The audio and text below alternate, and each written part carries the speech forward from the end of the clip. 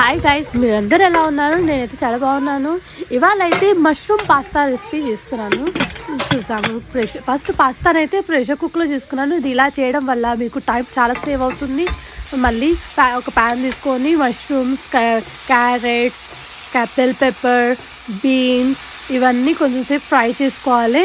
కొంచెం tomato sauce add చేసుకోండి. Pepper, salt ఇవన్నీ ఇందులోనే యాడ్ చేసుకోండి. కొంచెం సేపు ఇలా కుక్ చేసుకోవాలి. కొంచెం సాఫ్ట్గా అయ్యాక, కొంచెం కుక్ అయ్యాక పాస్తా చాలా బాగా కుక్ అయింది. ఇందులో ప్రెషర్ కుక్కర్లో చేయడం వల్ల వితిన్ 5 minutes మనకు కుక్ అయిపోతుంది. పాస్తా అంతా ఇందులో యాడ్ చేసుకోవాలి.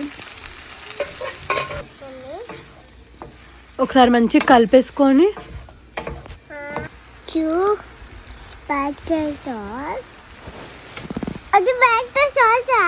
అది పాస్తా సాస్ యాడ్ చేసుకొని కలుపుకోవాలి. కొంచెం సేపు మూత పెట్టేసేసి కొంచెం మంచిగా కుక్ అయ్యాక పాస్తా ఈజ్ రెడీ. గార్నిష్ చేసేసుకోండి. యమ్మీ, చాలా నచ్చింది మాకైతే. మీ పిల్లలు ఎవరైనా వెజ్జెస్ తినని వాళ్ళకైతే ఇలా ఇంకా వెజిటేబుల్స్, ఇంకా చాలా వెజిటేబుల్స్ యాడ్ చేసి పాస్తా సర్వ్ చేయండి. Healthy, tasty.